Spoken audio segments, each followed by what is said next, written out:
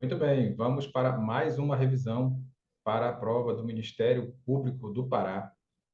Mas, como você já sabe, os assuntos de português servem para qualquer prova, para qualquer banca, de qualquer nível. Então, mesmo que você não vá fazer a prova do Ministério Público, vamos aqui resolver algumas provinhas e aprender um pouco mais sobre a nossa querida e amada língua portuguesa. Vamos lá?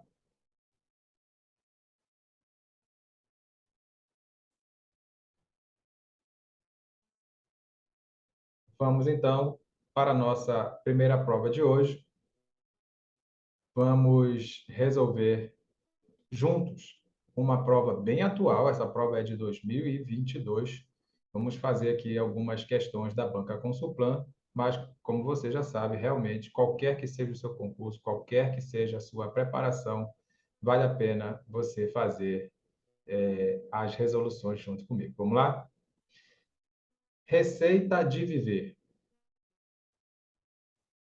Viver é expandir, é iluminar. Viver é derrubar barreiras entre os homens e o mundo. Compreender. Saber que, muitas vezes, nossa jaula somos nós mesmos, que vivemos polindo as nossas grades ao invés dela nos libertarmos. Procuro descobrir nos outros sua dimensão universal, única. Sou coletivo. Tenho o mundo dentro de mim. Um profundo respeito humano. Um enorme respeito à vida. Acredito nos homens, até nos vigaristas. Procuro desenvolver um sentido de identificação com o resto da humanidade. Não nado em piscina se tem o mar. Por respeito a cada ser humano em todos os cantos da terra e por gostar de gente, gostar de gostar, é que encontro em cada indivíduo o reflexo do universo. As pessoas chamam de amor, as pessoas chamam de amor ao amor próprio, chamam de amor ao sexo, chamam de amor a uma porção de coisas que não são amor. Enquanto a humanidade não definir o amor, enquanto não perceber que o amor é algo que ainda depende da posse, do egocentrismo, da planificação, do medo de perder, da necessidade de ser correspondido, o amor não será amor. A gente só é o que faz aos outros. Somos consequências dessa ação. Não fazer e deixa extenuado. Talvez a coisa mais importante da vida seja não vencer na vida, não se realizar. O homem deve viver se realizando. O realizado botou o ponto final. Não podemos viver permanentemente grandes momentos, mas podemos cultivar sua expectativa. Acredito em milagre. Nada mais miraculoso que a realidade de cada instante. Acredito no sobrenatural. O sobrenatural seria o natural mais explicado, se o natural tivesse explicação. Enquanto o homem não marcar um encontro consigo mesmo, verá o mundo com prisma deformado e construirá um mundo em que a lua terá prioridade, um mundo mais lua do que luar. Texto belíssimo aí de Pedro Bloch, texto desse ano, né, de 2022, lá do Recanto das Letras. Que texto lindo, maravilhoso, excelente, para a gente começar a nossa revisão. Vamos então para a primeira questão? Considerando que a crônica é um gênero textual que se caracteriza por abordar acontecimentos comuns em um viés literário, tendo como matéria-prima a realidade, é possível inferir que o autor, então ele já está te dizendo que tipo de texto é esse, não é? A banca já te avisou que esse texto é uma crônica, né? Ele está aí falando de uma forma bem literária de acontecimentos, não é, do dia a dia. Que bacana, né? Legal. É possível então tirar uma conclusão lógica que o autor declara que o amor necessita de posse e de amor próprio. Ele diz que o contrário disso, né? Que o amor é o desapego, não é? É a necessidade de tirar essa coisa de posse, não é mesmo? Está errado. Então, o autor enfatiza que o homem realizado vive constantemente em infinitos momentos. Ele disse que é melhor que você não se realize na vida, né? Porque quando você se realiza na vida, você botou um ponto final. É necessário que você esteja sempre, não é, se realizando. Que bacana. Então, o autor ajuda o leitor a refletir criticamente sobre a vida e o comportamento humano. Tá linda essa resposta, não é mesmo? O autor critica as pessoas que têm respeito humano e compreende a dimensão ilimitada. Vamos devagar. A resposta, tranquilamente, é a letra C. Essa banca, né, a Consulplan, ela traz textos bem bacanas, textos bem inteligentes, não é? Textos aí atuais que fazem a gente pensar, que fazem a gente refletir, que fazem a gente perguntar ao nosso coração o que é de fato que devemos fazer, qual é o nosso papel nesse mundo, não é? Que legal, que lindo, que maravilhoso. Até aqui, banca perfeita aí na sua escolha do texto da prova. Vamos para a segunda questão. Ao ratificar que tem todo o pedaço do texto aqui, não é? O autor. Pessoal, essa banca gosta muito, não é? Desses parônimos, ratificar e retificar. Você sabe por que que essas palavras são parônimas? Ratificar e retificar não se escreve igual, não se pronuncia igual, mas elas são bem parecidas, não é? Então, se são parecidas, são palavras parônimas. Guarda aí no âmago do seu cérebro. Ratificar e retificar não são palavras homônimas, porque o que, é que são palavras homônimas? Palavras homônimas são palavras que têm a mesmo som ou a mesma escrita, mas ratificar e retificar não se escreve igual, não se pronuncia igual, mas elas são parecidas. Se elas são parecidas, você chama essas palavras de parônimas, ok? Então a banca traz muito isso, né? Fizemos aí várias, se você for olhar para trás aí nos vídeos anteriores, nós temos várias provas aí dessa banca e ela sempre traz ou ratificar ou retificar, ou os dois, né, na mesma questão. Então, por favor, não confunda, não é? Não custa nada você fazer essa revisão aí da sua memória, que ratificar significa confirmar, corroborar, e o retificar significa corrigir, ok? Então, guarda aí que retificar é corrigir e ratificar é confirmar. Então, ao confirmar que, o autor faz o quê? Então, nós vamos ler o trecho e quando ele faz essa leitura do texto, ele está confirmando o quê? Tá bom? Entenda o comando da questão, não é? Entenda o comando da questão, senão você não vai saber procurar a alternativa. Tá bom? Ao ratificar que, dá uma parada, não lê direto, porque todo esse trecho que vem depois é o trecho do texto. O autor faz o quê? O autor nega, o autor considera, o autor reafirma, o autor declara. Então você vai ler esse trecho todinho e ver o que é que o autor faz nesse trecho. Beleza? É muito interessante que você mude o seu jeito de fazer prova. Você lê literalmente tudo que está escrito na ordem que está escrito, não é uma boa opção para o seu cérebro. Não é mesmo. Tá bom? Então, faça primeiro o entendimento do comando da questão, depois você vai ler o trecho do texto. Então, já sei o que ele quer. Ó. Ao confirmar que, então ele vai fazer uma confirmação aqui dentro. O que é que o autor faz com isso? O que é que o autor faz quando ele confirma isso tudo que ele vai dizer agora? Entende? Aí você está ajudando o seu cérebro a procurar a melhor resposta. Beleza? Vamos lá. Procuro descobrir nos outros sua dimensão universal, única. Sou coletivo. Tenho o mundo dentro de mim. Um profundo respeito humano. Um enorme respeito à vida. Acredito nos homens, até nos vigaristas. Procuro desenvolver um sentido de identificação com o resto da humanidade. Então, o autor, quando ele falou tudo isso, ele confirmou, quando ele fez essa confirmação, o que é que ele queria fazer? Ele negou a solitude e o individualismo. Olha só que palavra bonita. Solitude não é a mesma coisa que solidão. Solitude não é a mesma coisa que solidão. Solidão não é você estar sozinho, mas não é sua opção, né? Você está lá solitário, meu Deus, triste, porque alguém lhe abandonou e tudo mais.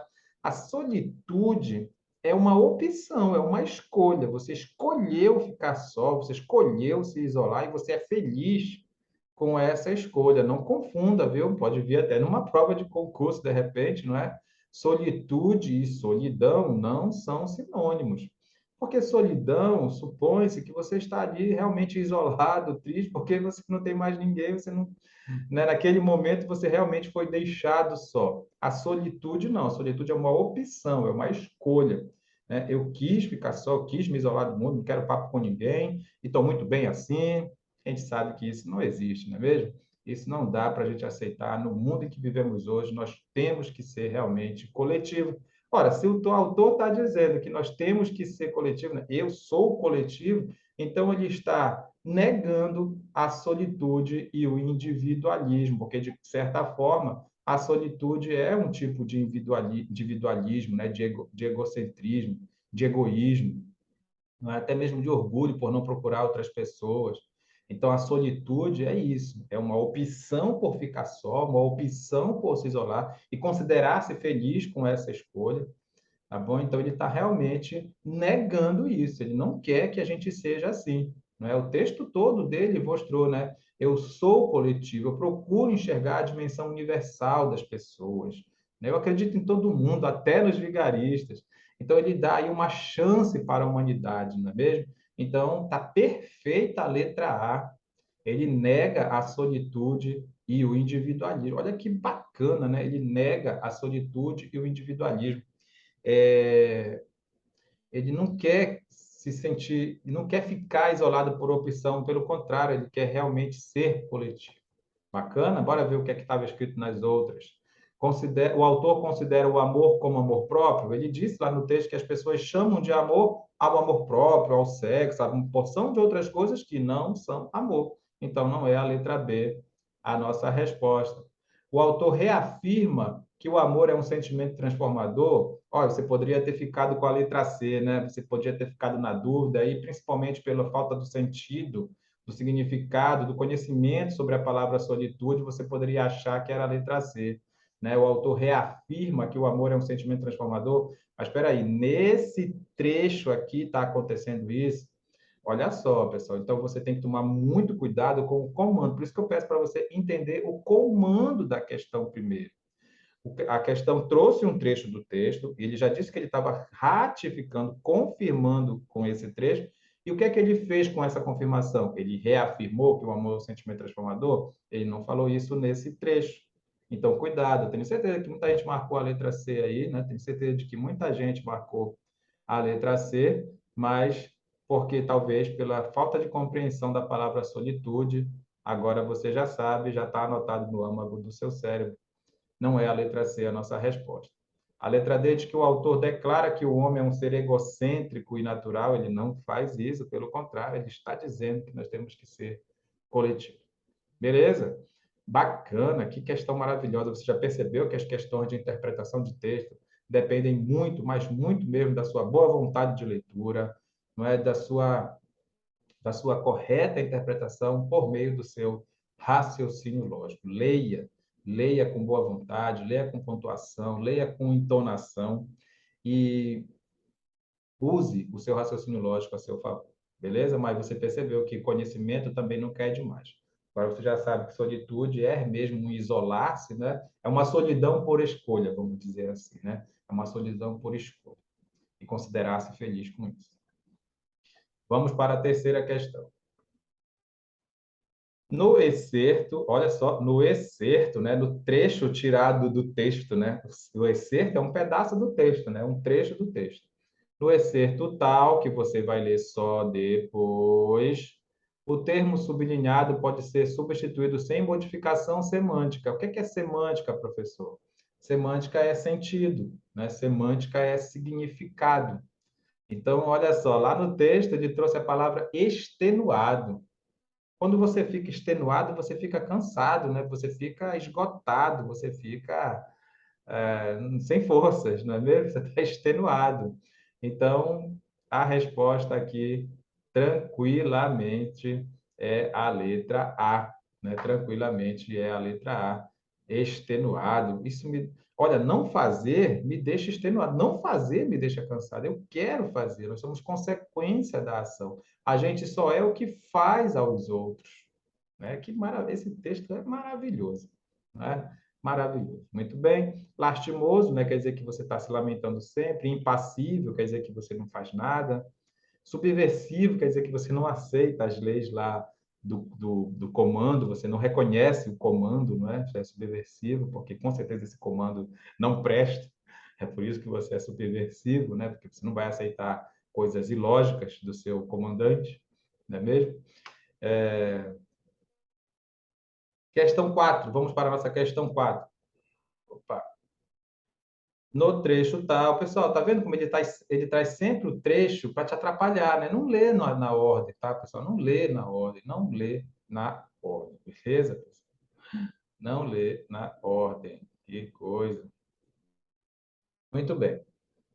No trecho tal, o duplo travessão tem como propósito. Duplo travessão, quer dizer, é como se fosse duas vírgulas, bem aqui, tá, pessoal? Tá vendo? Como se fosse duas vírgulas aqui, ó. Por respeito a cada ser humano em todos os cantos da Terra e por gostar de gente, gostar de gostar, é que encontra em cada indivíduo o reflexo do universo. Por que que a gente colocou esses dois traços aí? Poderia ser duas vírgulas, tá, pessoal? Mas já tinha vírgula por aqui, então foi realmente uma opção trocar as vírgulas pelos traços, né? Foi uma posição melhor. Então, indica hesitação. Hesitação é quando você está indeciso, né? Você hesita, quer dizer que você não sabe se vai, se não vai, não é mesmo? Não vai confundir com excitação, que é uma coisa completamente diferente e se escreve completamente diferente e se pronuncia completamente diferente. Excitação é com X e com C, não é? E hesitação é com H e com S, beleza? Então, hesitação é quando você está na dúvida ali se vai ou se não vai. Não é, claro que não, né? Aqui ele está praticamente dando um reforço, né? Gostar de gostar, né? Então não tem nada de hesitação aqui. Expressar uma sugestão não é uma sugestão. Enfatizar um comentário, anunciar uma ideia não concluída também não é. Então aqui você vai por eliminação, né, pessoal? Não é uma hesitação, não é uma sugestão, tá bom? Então pronto, você pode marcar aí a letra C tranquilamente. Maravilha.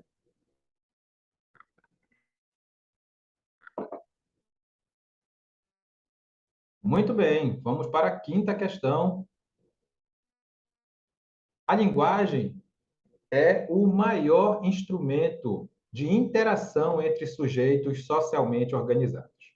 Isso porque ela possibilita a troca de ideias, a circulação de saberes e faz intermediação entre todas as formas de relação humana. Assinale o enunciado transcrito do texto que está no sentido conotativo, ou seja, aquele que evidencia um novo significado em situações e contextos particulares de uso.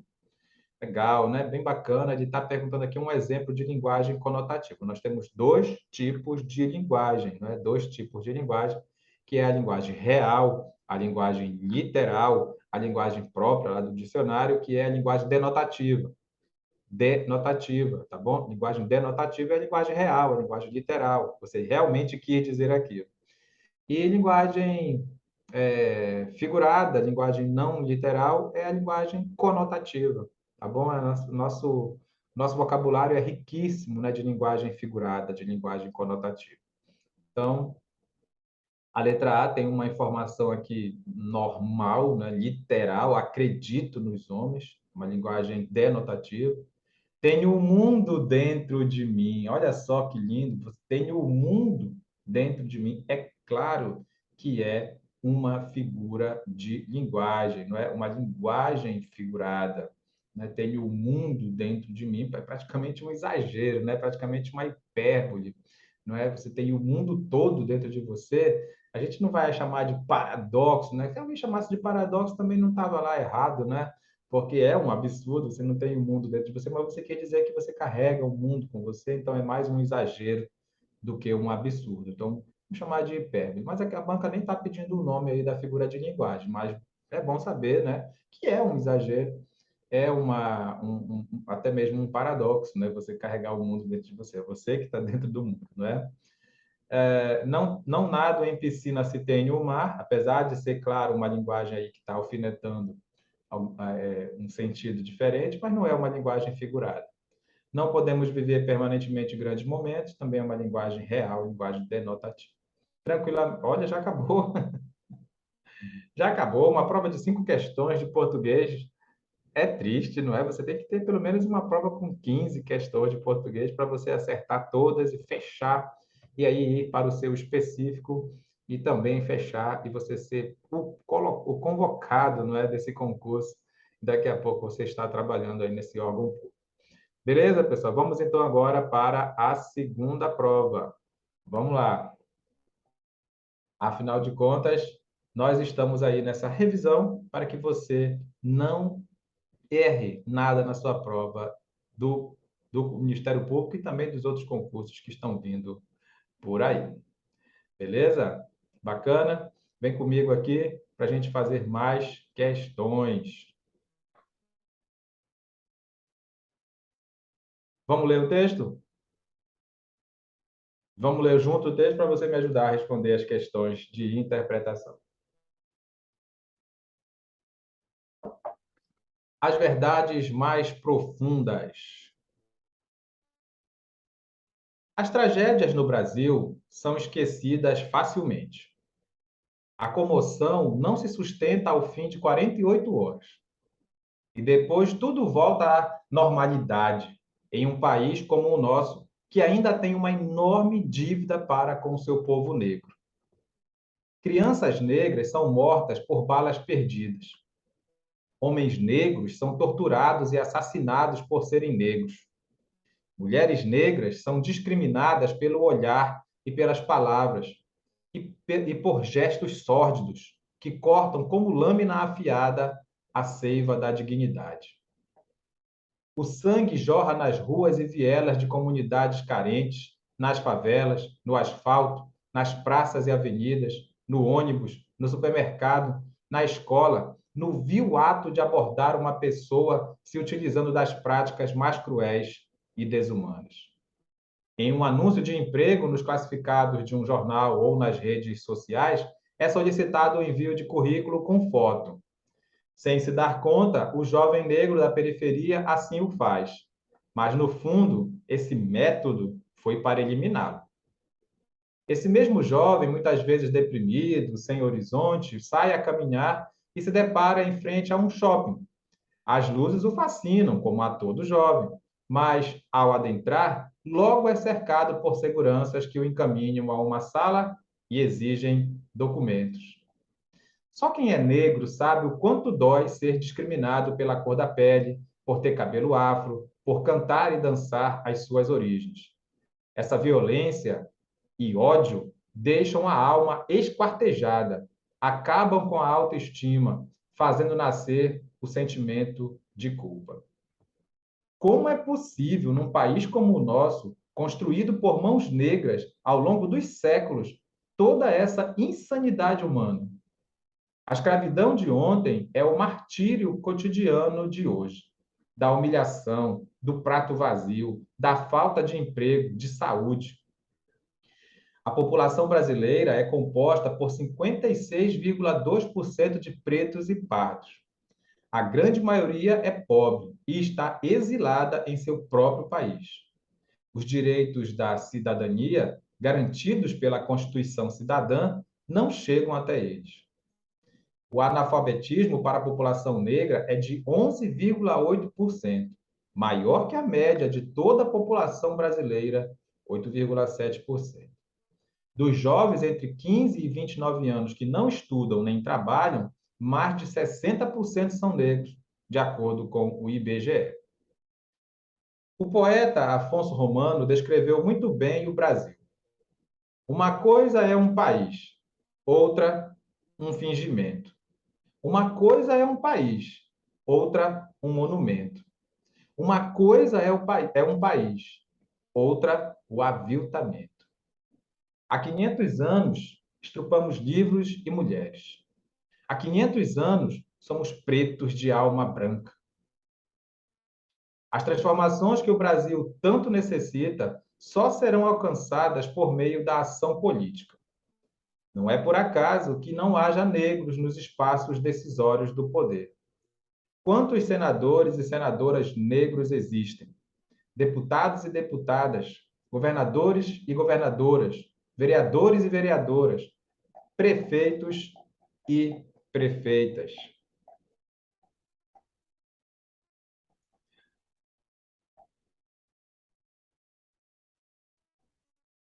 É evidente que há uma fratura social exposta e ela se personifica no racismo estruturado, institucional e de Estado. A sociedade brasileira é racista. O professor e filósofo Silvio Almeida explica que o racismo é apresentado como decorrência da própria estrutura, ou seja, do modo normal com que se constituem as relações políticas, econômicas, jurídicas e até familiares. Uma das formas de combatê-lo é por meio da ação legislativa. Precisamos aprovar os seguintes projetos de lei: o 4373 de 2020, que tipifica como crime de racismo a injúria racial, o 5231 de 2020, que trata da abordagem dos agentes públicos e privados de segurança. Da mesma forma, o Congresso precisa aprovar também o 3434 de 2020, que reserva vagas para negros nos programas de pós-graduação, e o 4656 de 2020, que estende a validade da Lei de Cotas, a Lei 12.711 de 2012, que perde a validade em 2022. O Brasil é um país das multicores, das diversidades e das diferenças. O racismo e as desigualdades sociais são chagas da nossa sociedade. Precisam ser eliminados. Que o grito de resistência de Zumbi dos Palmares, de esperança e de transformação ecoe em todos os cantos do nosso país. Texto de Paulo Paim, As Verdades Mais Profundas, texto atualíssimo, perfeito, maravilhoso. Essa banca está realmente aí trazendo textos inteligentíssimos, né? Textos que realmente vão selecionar aqueles que vão ser aprovados, porque talvez muita gente tenha torcido o nariz para um texto como esse, por conta das suas próprias convicções egoísticas, não é mesmo? Então, é maravilhoso que a banca traga textos dessa profundidade, desse viés social, político, não é? Para que a gente possa realmente ter dentro do Ministério Público pessoas realmente comprometidas com essa transformação de que o Brasil tanto precisa. Vamos lá para a nossa primeira questão? Analise a seguinte passagem do texto, você ainda não vai analisar nada, deixa para depois, você acabou de ler o texto, então não lê de novo, relaxa, bora ver o que é que está perguntando. Considerando as informações apresentadas nesse excerto, avalie as afirmativas a seguir e a relação proposta entre elas. Então, olha só o que essa banca trouxe, né? Ela pegou aí das grandes bancas, não é? Aquele estilo de questão que muito concurseiro detesta, não é? Quem é concurseiro aí que faz concurso sabe como é que é esse tipo de questão. Olha o tamanho, não, deixa eu te mostrar o tamanho da questão. A questão começa aqui, traz um trechão do texto, e aí vem um item 1 enorme, um item 2 enorme, e tem uma palavra entre eles, a palavra porquê, ou seja, um tem que ser justificativa do outro, né? Porque o porquê aí está dando aí uma ideia de causa, de explicação que seja, não é? Então, o segundo tem que ser justificativa do primeiro. Então, esse tipo, bora ver logo a alternativa, ó. Esse tipo de questão é aquela que você gasta assim todo o seu 1 minuto e 25 segundos só pensando nela, né? Porque você tem que saber se a primeira está correta de acordo com o texto, se a segunda está correta de acordo com o texto, e o mais, saber se a segunda é justificativa da primeira, porque tem aquele porquê lá no meio. Você entendeu? Então, por isso que você tem que ir devagar. Imagina no dia da sua prova, você lê do jeitão que está aqui, sabe? Do início ao fim. Nossa, você vai desistir da questão. E eu não quero que você desista da questão, eu quero que você acerte a questão, porque não é lá tão complicado, mas é uma questão que gasta tempo, né? E você não tem um tempo disponível, você não pode gastar 5 minutos numa questão dessa. Por isso você tem que entender primeiro, né? Deixa para ler isso aqui daqui a pouquinho, a gente vai ler com certeza. Aí você vai lá e observa qual é o tipo de questão, ó, considerando as informações apresentadas nesse excerto, avalie as afirmativas a seguir e a relação proposta entre elas, ou seja, você vai ver se isso aqui está de acordo com o texto, se tiver, beleza. A segunda vai ver se está de acordo com o texto e vai ver se a segunda é justificativa para a primeira. Mas por que você fala em justificativa, professor? Porque ele colocou a palavra porquê aqui. Podia ter colocado outra, mas normalmente é a palavra porquê, para você ver se a segunda é realmente justificativa da primeira. Beleza? Vamos lá? Agora que você já entendeu o que é para fazer, aí você vai fazer. É assim que funciona, pessoal. Eu não quero só que você fique aí nessas revisões comuns, né, que talvez você tenha feito aí ao longo dos tempos, né, aquela coisa só de bate pronto, bate pronto, bate pronto. Por mais que a prova seja, né, amanhã, mas você tem aí que fazer uma revisão calculada, calma, né? Você tem que entender o que a questão está pedindo. É a melhor coisa que você faz, beleza? Vamos lá, o poeta Afonso Romano descreveu muito bem o Brasil. Uma coisa é um país, outra um fingimento, uma coisa é um país, outra um monumento, uma coisa é um país, outra um aviltamento. Olha, um aviltamento, uma humilhação, uma avacalhação, não é? Há 500 anos estrupamos livros e mulheres, há 500 anos somos pretos de alma branca. Considerando as informações apresentadas nesse excerto, avalie as afirmativas a seguir. E a relação proposta. Qual é a relação proposta? Uma relação de justificativa, de explicação, de causa e consequência. Os versos do poema de Afonso Romano remetem, fazem referência às origens históricas da escravidão no Brasil? Claro, com certeza, né? Sem dúvida, é lógico que você sabe que isso aqui está certo, cuja herança se materializou ao longo do tempo nas mais variadas formas de racismo. Isso mesmo, nas mais variadas formas de racismo, sobretudo de cunho estrutural e institucional. É um bom tema, inclusive, aí de redação, não é? Quem sabe, né? O racismo estrutural, e isso vai pegar muita gente que, infelizmente, primeiro que a pessoa diz logo que não tem racismo no Brasil, muito mais saber o que é racismo estrutural.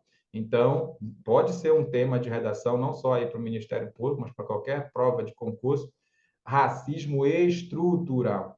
Né? E a pessoa, talvez, faça parte do grupo de pessoas que diz que esse negócio de racismo é mimimi, e aí não vai saber explicar o que é racismo estrutural. Então, se você está querendo fazer uma boa redação, dê uma lida a respeito desse assunto, né? Racismo estrutural, entenda o que significa racismo estrutural, claramente, escancaradamente aí no Brasil, e aí você vai fazer uma boa redação. Beleza? Então, o primeiro, ó, já sabemos que a primeira parte está certa.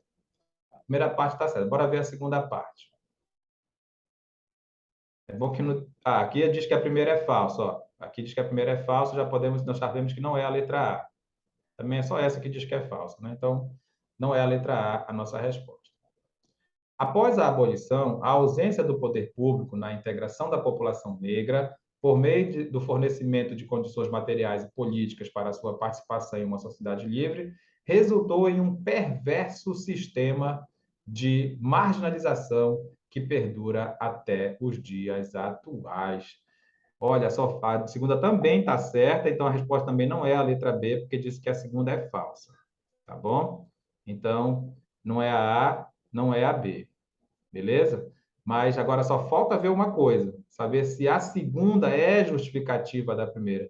Aí você diz, poxa, professor, como é que eu vou saber? Ó, no primeiro ele disse, afirmou que o poeta está fazendo referência às origens históricas da escravidão, né, que resultou nas mais diferentes formas de racismo. Por quê?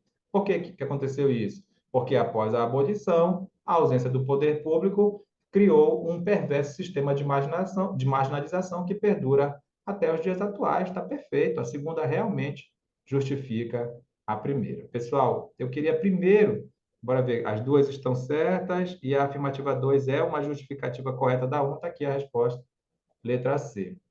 Mas eu queria primeiro, que você tirasse essa má vontade com esse tipo de questão, porque eu sei, quando você bate o olho nessa questão que tem dois itens enormes, que geralmente são enormes, e esse porquê no meio, você diz assim, não vou nem fazer essa questão. Eu sei que você faz isso, eu sei.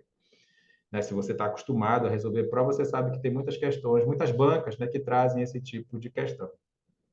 Então, primeiro tira essa má vontade.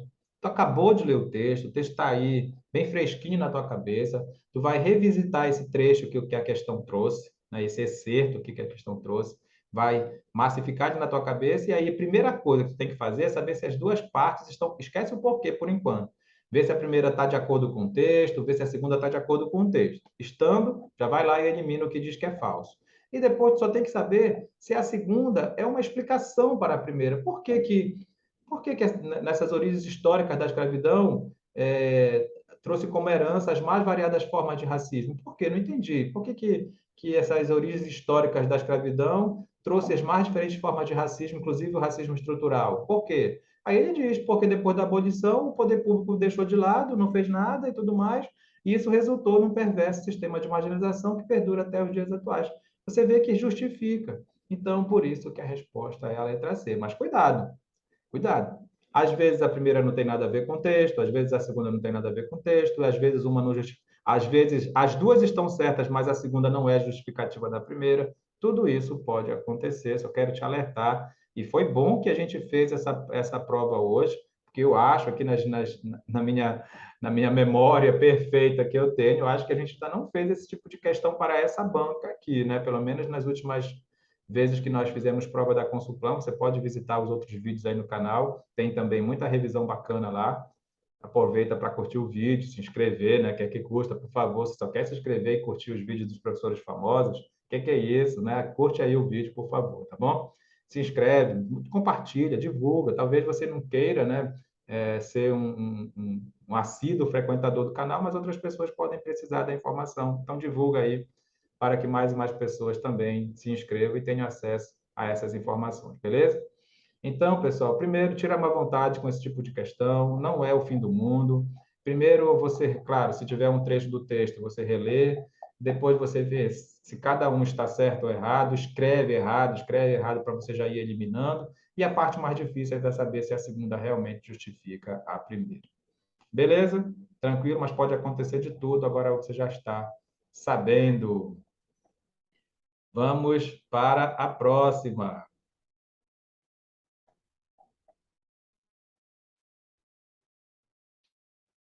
Qual alternativa melhor sintetiza a principal ideia defendida do texto? A principal ideia, pessoal, cuidado. A principal. O texto traz várias coisas aí, né?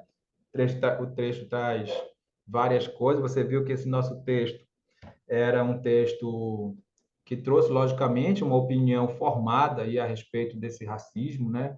É um artigo de opinião, né? Um texto dissertativo que ele traz aí uma opinião bem ferrenha, né? Inclusive, a respeito dessa, vamos dizer, dessa herança histórica aí depois da abolição.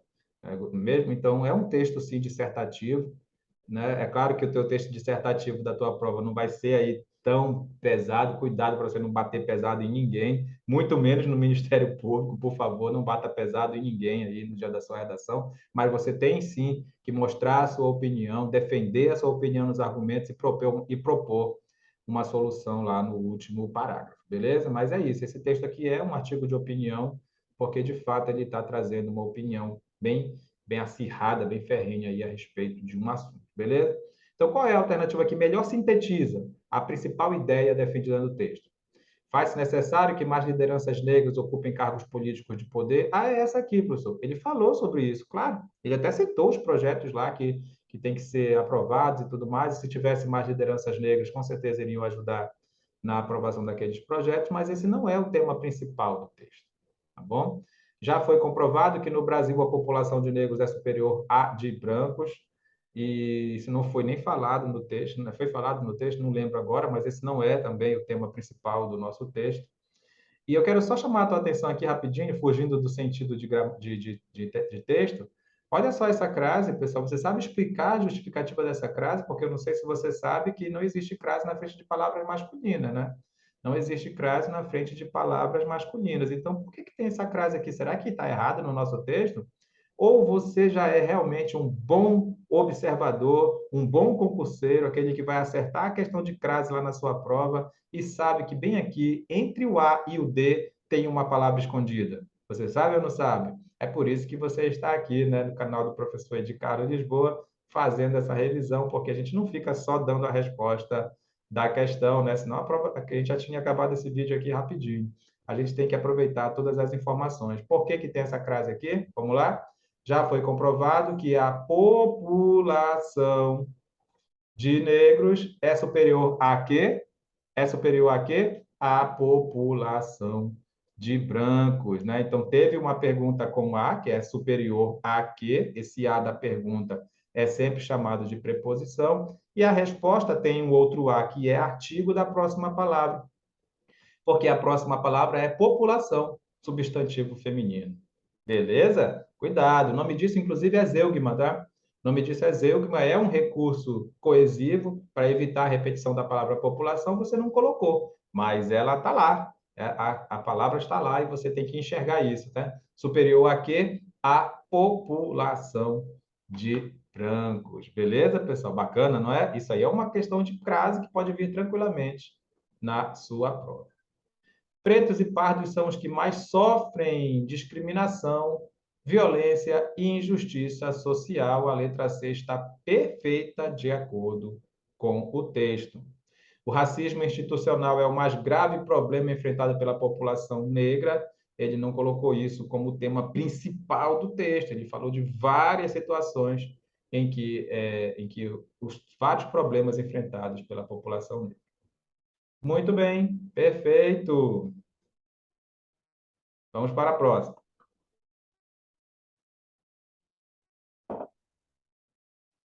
Releia as seguintes passagens do texto, não relê nada ainda, respira, calma, vamos ver o que está perguntando.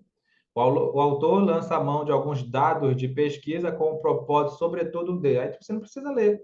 Você já sabe que ele usou dados de pesquisa, né? Ele colocou números, né, percentuais aqui, então ele utilizou dados de pesquisa. Inclusive, é uma coisa que você pode fazer na sua redação, lá entre o segundo e o terceiro parágrafos, que são os seus parágrafos de argumento, você pode usar dados estatísticos, você pode usar dados históricos, desde que você tenha certeza disso. Né? Você sabe que é isso mesmo, a porcentagem é mais ou menos por aí, não vai falar besteira, porque também não adianta. Então, se você puder, se calhar de você ter a informação na sua cabeça e coincidir lá com o tema, você pode e deve usar como argumento em defesa da sua opinião que você apresentou lá no primeiro parágrafo. Você pode sim usar dados estatísticos sem problema nenhum, faz bacana lá o seu, o, o seu argumento, beleza?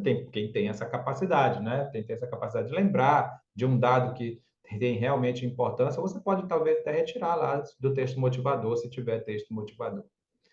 Beleza? Vai escrever com as mesmas palavras que estão lá no motivador, por favor, né? Você já sabe disso.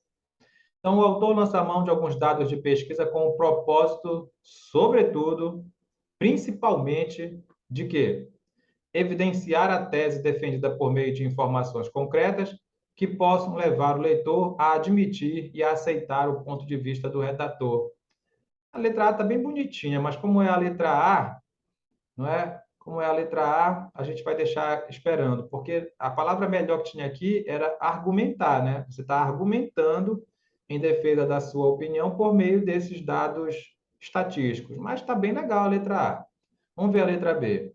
Expressar um raciocínio lógico por meio da relação causa e efeito? Não, você não tem raciocínio lógico aqui. Você tem dados concretos, né? Dados de pesquisa, dados, né? Então não é raciocínio lógico. Você não desenvolveu um raciocínio lógico aqui, tá bom? Não é a letra B a resposta. Apresentar argumentos contrários ao ponto de vista defendido. Olha, pessoal, eu sei que tem professor de redação que aconselha até isso, né? Que você faça uma coisa aqui, depois venha contrapor e tudo mais. Eu acho muito perigoso. Eu prefiro que você, nos seus dois parágrafos de argumento ali, você use coisas que vão defender o que você disse. Porque não tem tempo, pessoal, não dá tempo. Se fosse para redação de 50 linhas, 60 linhas, aí talvez seria legal essa estratégia, né, de contrapor um dado e tudo mais. É muito arriscado fazer isso numa redação de 30 linhas. Tá bom? Não faça, não use isso de jeito nenhum. Inserir o discurso produzido por outras pessoas não é discurso produzido por outras pessoas. Discurso produzido por outras pessoas é a fala de alguém. É a fala. Quando você usa a fala de alguém, aí tá certo dizer que você inseriu o discurso produzido por outras pessoas. Tá legal, pessoal? Isso pode também. Você pode fazer isso na sua redação, nos seus argumentos, mas não foi o caso aqui. Ele não está trazendo a fala de alguém, foi um dado concreto, dado extraído de uma pesquisa. Aí você volta para a letra A e diz que a letra A está perfeita, né? Agora você marca sem medo, porque não é A de armadilha, é A de alternativa certa. Beleza? Que legal. Vamos para a próxima. Questão de item é sempre uma questão que a pessoa fica ali, ah, meu Deus, mais uma questão para eu perder tempo, vou logo passar para outra. Só se for assim, se for para você ficar passando para outra, é melhor você não fazer a prova, né? Você tem que ficar atento, sem má vontade. Você está fazendo uma prova, vai mudar a sua vida. Você vai ser servidor público. Você vai ter a chance de mostrar que você pode ser útil de verdade, não é para o progresso do país, né? Dentro das leis do governo. Ou você pode simplesmente se vender e se tornar, né, o que, infelizmente, a maioria das pessoas, ou pelo menos aquelas que não têm caráter, né, se forma dentro do serviço público, achando que está ali só para o seu sustento, não é mesmo? Então, tenha um pouco mais de paciência, tenha um pouco mais de boa vontade com as suas questões, não é? Você vai acertar. Você estudou para isso, você está revisando para isso, você vai acertar. Vem comigo aqui, ó. São questões de itens, tem 4 itens, cara. Não, tem 4, tem questões que vêm com 5, 6 itens. Tu tem que ir por eliminação. Na hora que tu tiver certeza de um, certeza se está certo ou errado, vem aqui e elimina a alternativa. Tá bom assim? Tá combinado? Bora ver logo o item 1 aqui? O item 1 traz um trecho do texto e diz assim, ó. O travessão foi utilizado para isolar uma informação de menor relevância no texto. Já está errado. De menor relevância no texto? O analfabetismo para a população negra é de 11,8%. Aí veio o travessão. Maior que a média de toda a população brasileira. Tu acha que isso é uma informação de menor relevância? É uma informação muito relevante. Já está errado. Item 1 está errado. E aí, ó, olha, se o item 1 está errado, você já eliminou metade das alternativas. Metade. E você ganhou tempo. Não sei se você está me entendendo. O item 3, lá no dia da prova, eu não vou fazer. Eu não vou ler. Eu não vou perder tempo. Porque olha o teu raciocínio lógico. Só sobraram a letra C e a letra D. O item 3 está nos dois. Tu vai ler o item 3? Ele já está certo, né? E tu tem mais 2 chances de acertar. Se o item 2 tu tiver certeza certa, beleza, marca logo a C. Se tu não tem certeza, vai lá para o item 4 que, né, vai definir. Tu tá me entendendo? Então, assim, usa o teu raciocínio lógico a teu favor, tá bom? Vamos lá, então, para o item 2. Traz de novo um trecho do texto e pergunta: os 2 pontos foram usados para indicar uma enumeração? Aí vai ter que olhar lá no texto, né? Bora olhar lá no texto, pessoal, porque a gente não vai se lembrar, né? É o 13º parágrafo. É o 13º parágrafo, pessoal. Me ajuda aí, porque senão a gente não vai conseguir saber aqui. Tá bom? O que é que eu falei para ti? Aí tu vai, em vez de tu voltar no texto, bora lá para o item 4. A gente vai lá, tá? A gente vai já lá ver. A gente vai já lá ver, mas bora para o item 4. Traz um trecho do texto e pergunta assim: no texto, as aspas duplas foram utilizadas na palavra normal para marcar uma citação direta. Pessoal, já falei o que é citação direta. Não falei, não? Citação direta é a fala. É a fala de alguém. Você trouxe a fala de alguém para cá, para o texto. E claro que não foi o caso. Ó. O racismo é apresentado como decorrência da própria estrutura, ou seja, do modo normal com que se constituem as relações políticas. Não é? É claro que isso não é a fala de alguém, ele quis dizer, ele botou entre aspas aí justamente para mostrar que não é nada de normal, não é mesmo? Então o item 4 está errado, e sem ler o item 2, a gente sabe que ele está certo. Sem ler o item 2, a gente sabe que ele está certo. Não é? Beleza, pessoal? Bacana? Legal, né? Muito bacana. Mas bora lá agora confirmar, né? Por que que os dois pontos foram usados para indicar uma enumeração? Não, não vou lá, não. Enumeração, pessoal. Ó, precisamos aprovar os seguintes projetos de lei. Projeto tal, projeto tal, projeto tal e projeto tal. Realmente foi uma enumeração. Legal, né? Bacana? Item 2 correto. E qual foi o outro item que estava correto? Foi o item 3. Ah, sim, a gente não leu também, né? Os parênteses foram empregados para apresentar uma informação acessória. Ih, rapaz, tá certo? Eu já tinha que estar. A gente já disse que estava certo, né? Ah,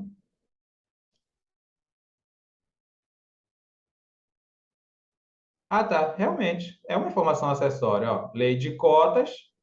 Aí ele só colocou que lei de cotas é essa? Ah, é a 12.711, lá de 2012. Então, é uma informação acessória. Beleza, está corretíssimo, sim. Né? O item 3. Maravilha. É a letra C mesmo. A nossa resposta. Legal, pessoal? Muito bacana, muito bacana. Vamos continuar aqui. Eu sei que você está aí aproveitando o seu domingão ou qualquer outro dia da semana que você esteja vendo esse vídeo, né? Você está realmente interessado em aprender um pouco mais e é por isso que você vai se fortalecer cada vez mais, não ter medo de questão diferente, não é? Você tem que aprender cada vez mais aí como é que faz questão de prova. Vamos junto? Questão 5. De acordo com as suas características linguísticas, estruturais e discursivas, o texto lido é um exemplo do gênero. Olha que bacana! Pessoal, existe gênero e tipo, tá? Qual é o tipo do nosso texto? O tipo. Ele é do tipo dissertativo. Por que que ele é do tipo dissertativo? Porque ele trouxe uma opinião a respeito de um assunto. Dentro do tipo dissertativo, nós temos vários gêneros, que são os subtipos, né? São os subtipos daquele texto, né? Daquele tipo de texto. Então, dentro do texto dissertativo, você tem vários, mas vários mesmo. Né? A gente já não teve uma aula dessa aí, talvez a gente coloque uma aula, a gente falar aí de cada texto, é uma aula cansativa, mas é necessário que de vez em quando pergunta, mas acho que eu já tinha te falado que esse texto é um artigo de opinião, porque ele traz realmente uma opinião a respeito de um assunto, né? O artigo de opinião, cara, é a dissertação propriamente dita, né? A dissertação propriamente dita. Muito legal esse nosso gênero textual. Não é notícia, né? Porque notícia fica aí vacilando entre texto informativo e texto opinativo. A resenha é um texto opinativo, porque você vai pegar uma obra e vai. Não é um resumo, tá? Não vai confundir resenha com resumo, mas você vai realmente comentar aquela obra, fazer as suas considerações sobre aquela obra. E a reportagem, né? Você já sabe que está mais lá para o estilo também de informativo e dissertativo. Beleza, pessoal? Bacana? É isso. Vamos para a questão 6. Olha o tamanho da questão 6. Olha o tamanho da questão 6. Enorme. É melhor tu ir lá para baixo. Com base nessas informações, essa é a única alternativa em que o pronome anafórico retoma informação diferente dos demais. Pessoal, a gente vai ler, tá? A gente vai ler o que está escrito aí. Eu quero ler contigo, até porque é uma aula, né? A banca mesmo te dá uma aula sobre um assunto, isso é legal. Mas a pergunta está bem aqui. A pergunta é essa aqui, ó. Eu não estou botando lenha na fogueira. Eu só quero te dizer que tu não tem que te assustar. É claro, ele vai fazer uma enorme explicação aqui, mas para você que já sabe, ela é inútil naquele momento. Para quem não sabe, beleza, pode até de repente ajudar. Então, olha só, assinale a única alternativa em que o pronome anafórico retoma informação diferente. O que é um pronome anafórico, professor? É aquela palavra, aquele pronome que se refere a algo que já foi dito antes. A casa está suja. Ponto. Ela precisa de limpeza. Ela quem? A casa. Então, o ela é um pronome anafórico, porque você usou um pronome para se referir a uma coisa que você já disse. Beleza? É isso. Então, assim, o entendimento está bem aqui. Tá bom? Mas bora ler, porque a gente está estudando, vale a pena a gente enxergar, inclusive, a definição da banca, né? Legal isso. O que é anáfora, pessoal? Anáfora é um mecanismo linguístico que serve para referenciar uma ideia ou termo anteriormente citado no texto. Assim, os pronomes anafóricos, por exemplo, são fundamentais para garantir a coesão textual. Isso porque a sua adequada utilização garantirá o encadeamento lógico-semântico das ideias, permitindo a compreensão do texto. Além disso, a anáfora impede a repetição excessiva e muito próxima de palavras, evitando que o conjunto textual se torne cansativo, entediante e até mesmo confuso. Olha só, sabe o que a banca fez aqui? Ela te ajudou a fazer a redação. Ela te ajudou a fazer a redação. Cara, tu começar a fazer uma redação com um monte de palavra repetida, a tua redação vai ficar com nota baixa. Uma das formas de evitar a repetição de palavra é usando a anáfora, são as palavras anafóricas, não são só pronomes, né? São os sinônimos, as vírgulas, e tem várias formas de você evitar a repetição de palavra. Então, você vai usar os pronomes anafóricos para fazer esses elementos de coesão evitar a repetição de palavras dentro do seu texto. Faça o seu texto enxuto, sem coisas repetitivas, tá legal? Legal, bacana, que bacana aqui.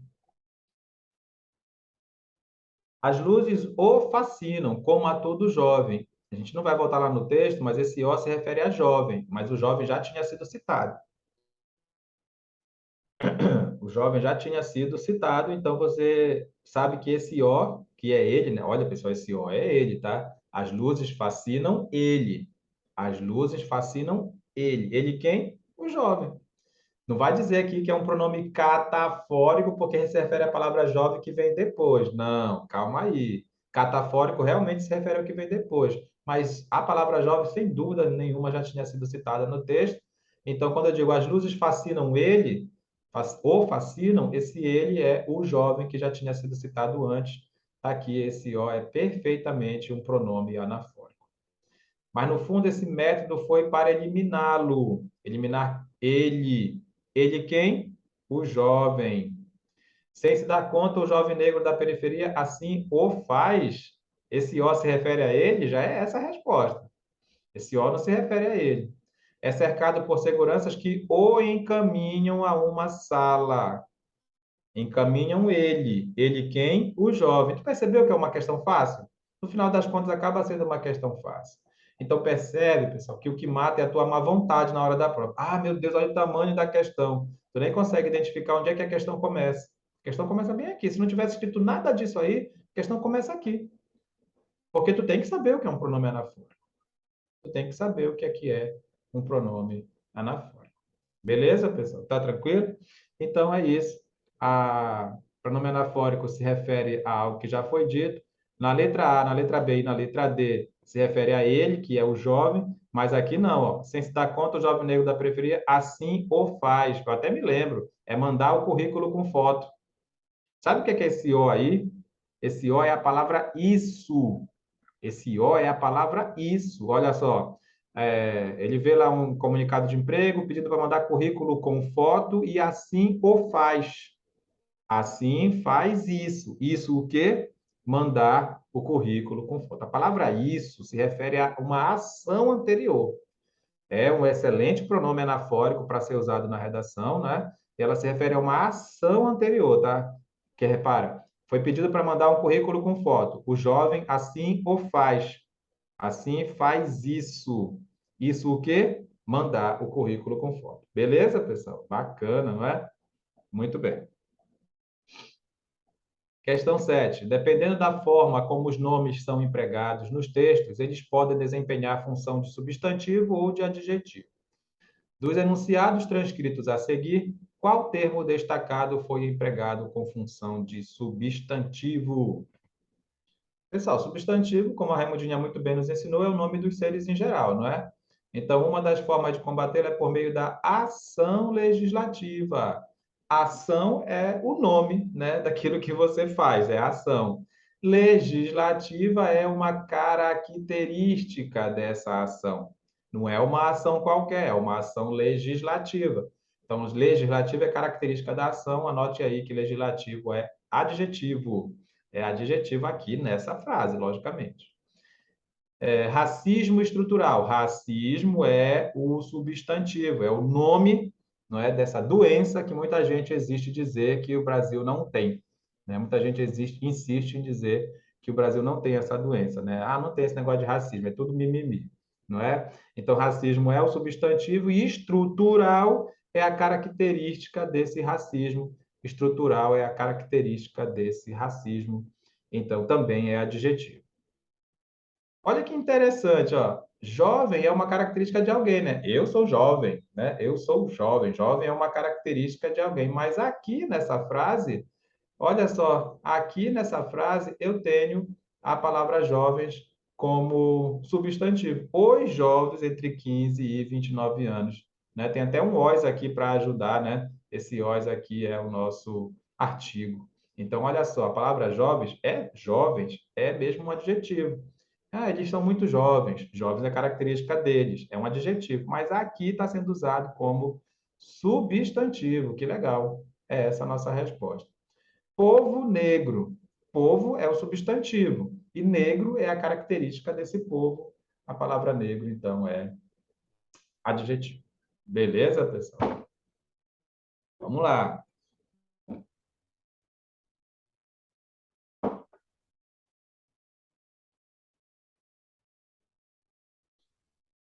Considerando as regras de colocação pronominal prescritas pela norma culta, assinale a alternativa que apresenta um desvio.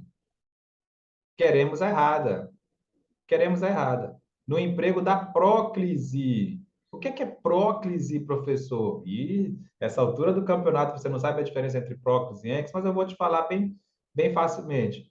Tem o verbo e tem o pronomezinho, sabe? O pronomezinho é me, te, se, lhe, o, a, os, as, lhes, nos e vos. Esses são os pronomezinhos. Quando você percebe que o pronome está antes do verbo, é uma próclise. Se ele estiver depois do verbo, é uma ênclise. E ainda tem a possibilidade de ele ficar dentro do verbo, e aí é uma mesóclise. Beleza? É esse o nome. A Ramudinho ensinou isso para a gente. Próclise é quando o pronomezinho vem antes do verbo. Ênclise é quando ele vem depois do verbo. E mesóclise é quando ele vem dentro do verbo. Mas olha só, não é qualquer pronome não, tá? São só os pronomes pessoais oblíquos átonos. Você sabe quantos são? Confere aí, ó. Me, te, se, lhe, o, a, os, as, lhes, nos e vos. Tá bom? Esses são os pronomes. Enxergou esses pronomes antes do verbo, é próprio. Enxergou depois, é ênclise. Enxergou dentro, porque pode acontecer de ficar dentro do verbo, é mesóclise. Só que tem regra para cada um deles. Vamos observar? Ele quer a errada. A comoção não se sustenta. Olha que bacana, ó. O sustenta é o verbo, tá bom? O sustenta é o verbo e o pronomezinho está antes do verbo. O nome disso é próclise. Então, agora o seu trabalho é dizer, primeiro, se está certa essa próclise e dizer se ela é obrigatória. Ela está certa e é obrigatória, porque a palavra não é uma palavra atrativa. A palavra não é uma palavra atrativa. O que é uma palavra atrativa, professor? É uma palavra que coloca justamente o pronome antes do verbo. Ela obriga o pronome a ficar antes do verbo. Então, essa próclise aqui está perfeita, não é? Essa próclise aqui está perfeita e obrigatória.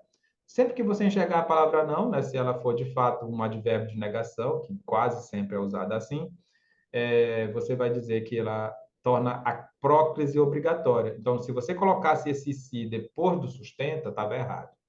Beleza? No vil ato de abordar uma pessoa, sabe? Um ato mesquinho, ordinário, né? Um ato horrível, né? De você abordar uma pessoa se utilizando das práticas mais cruéis e desumanas. Aqui tem um erro. Aqui tem um erro grosseiro, na verdade, você não vai cometer esse erro na sua redação. Olha, não é porque está depois da vírgula, não, tá? Mas de fato está iniciando a frase, né? Está iniciando uma frase. Não vai confundir, tá? Não é toda vez que tem vírgula aqui que não pode aparecer o se antes do verbo. Observa se realmente está iniciando frase. Porque normalmente, se tiver uma vírgula aqui no começo, não está errado. Normalmente. Mas não deve ter, né? Então aqui está errado, pessoal. Esses pronomes que você anotou ainda agora, eles não podem iniciar frase. Eles não podem, sabe? Eu sei que é muito comum na nossa fala, né? Te amo, me beija, me faz um favor, me liga. É muito comum, mas está errado, porque é um caso de ênclise obrigatória. Obrigatoriamente, esse pronome tem que ficar depois do verbo, utilizando-se. Por quê, professor? Porque esses pronomes não iniciam frase. Tá bom? É essa a nossa resposta. É evidente que há uma fratura social e ela se personifica. Olha que interessante. Personifica é o verbo, não é? Personifica é o verbo.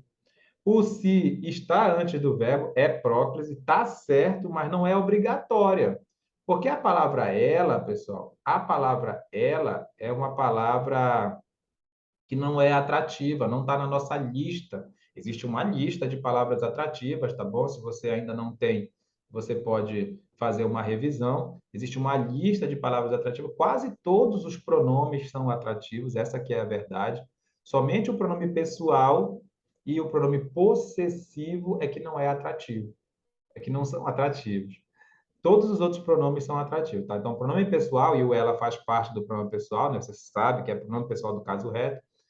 E os pronomes possessivos não obrigam a prova, não obrigam. Então, se eu fosse você, eu anotava aí. Tá certo dizer ela se personifica, mas também tá certo dizer ela personifica-se. Os dois estão certos, tá? É interessante que você anote isso, pessoal, porque não quer dizer que é obrigatório. Tá certo? Tá certo. Mas é obrigatório? Não. Por que que não? Porque o ela não está na nossa lista de palavras atrativas, que nem a palavra não. A palavra não é uma palavra atrativa. Tá bom? O racismo é apresentado como decorrência da própria estrutura, ou seja, do modo normal com que se constitui. Olha o verbo aqui, e o pronome está antes do verbo, porque tem uma palavra atrativa. Esse aqui é pronome relativo, né? É pronome relativo. As relações políticas se constituem com que, né? Ou como? Com esse modo normal, né? Com esse modo normal. Então, tem uma pergunta depois e a resposta está antes. Esse que é pronome relativo e o pronome relativo está na nossa lista de palavras atrativas. É obrigado que esse se fique antes do verbo. Bacana? Que legal, pessoal. Vamos lá para a próxima questão. Ó, de novo uma questão gigantesca, mas olha onde começa a questão, ó. Aponte a única alternativa que apresenta a voz passiva. Assim, agora que nós estamos estudando, tudo bem, vamos ler isso aqui, vale a pena, né? Lógico que sim, claro, é uma revisão. Estou falando do dia da prova, do dia que está só você e a prova lá. Vai direto para a pergunta, cara. Porque se tu não aprendeu o que é voz passiva com a tua revisão, com o teu estudo anterior, não é agora, na hora da prova, que tu vai aprender, tá? Sinto muito. Então, assim, faz um estudo sistematizado. Por que tu não vai estudar com a gente? A gente tem um grupo de estudo aqui, lá pelo aquele aplicativo Zoom. Você pode estudar de qualquer lugar do país, só tu entrar em contato aí, tá bom? É um estudo sistemático. Quase todo dia tem aula. Português, direito, tudo mais, tá bom? Vem fazer parte. Eu só estou te dizendo que no dia da tua prova, tu não... Eu vou ler isso aqui para quê, cara? Ai, para ajudar. Às vezes até complica, na verdade. Mas é só um conselho, tá? A questão começa bem aqui, bem aqui. Mas vamos ler? A voz do verbo pode ser tratada como passiva ou ativa, né? Existe voz ativa, voz passiva e voz reflexiva. Mas por que que a gente fala só dessas duas, passiva e ativa?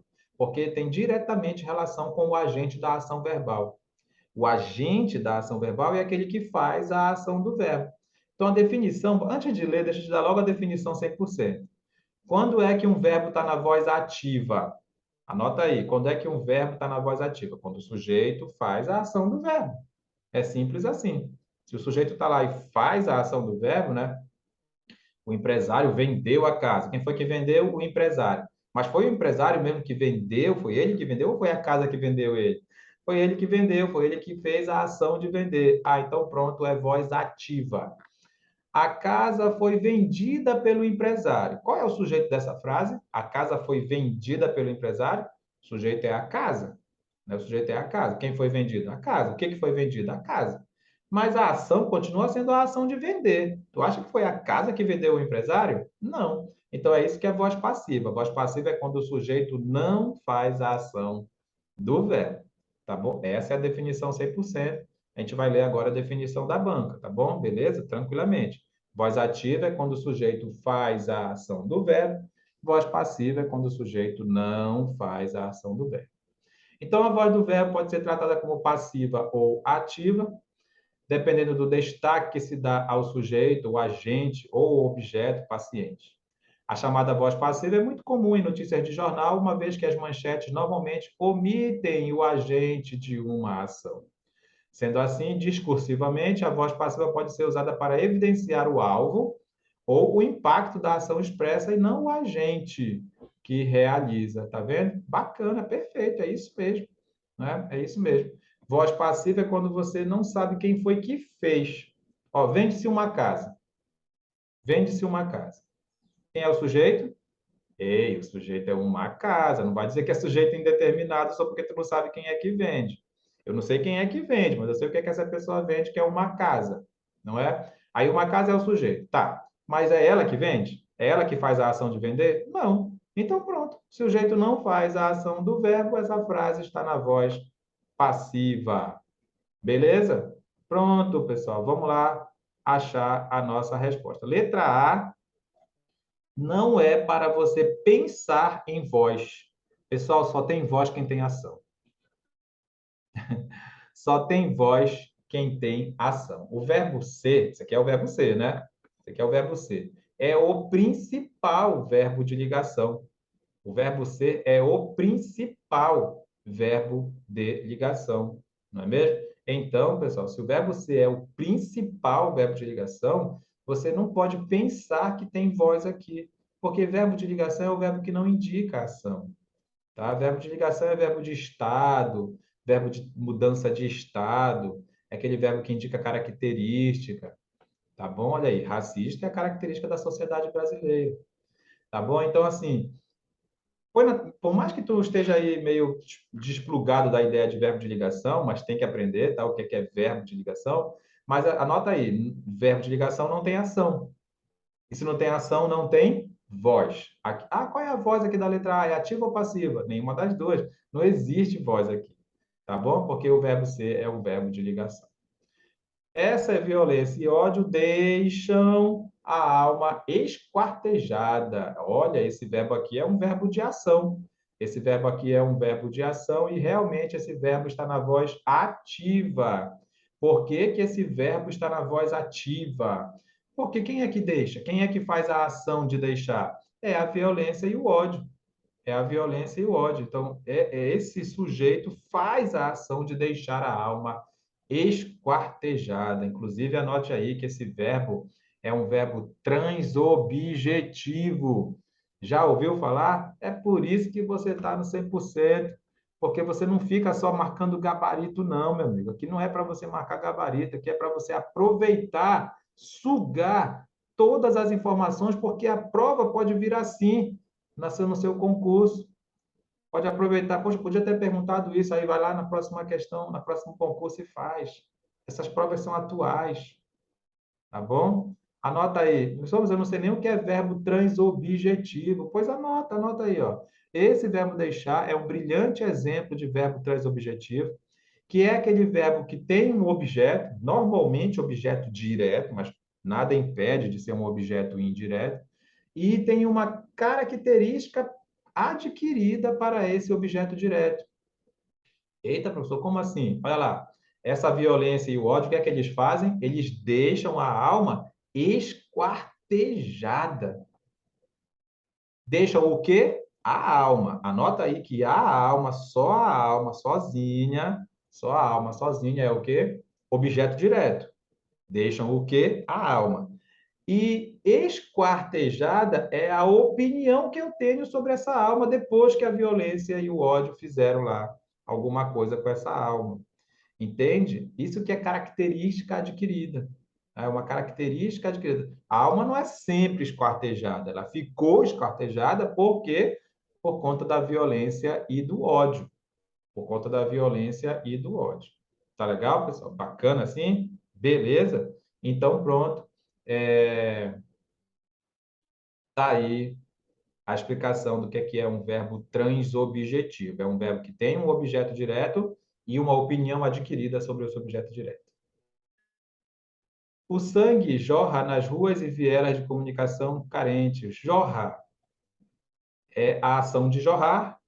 E quem é que jorra é o sangue, né?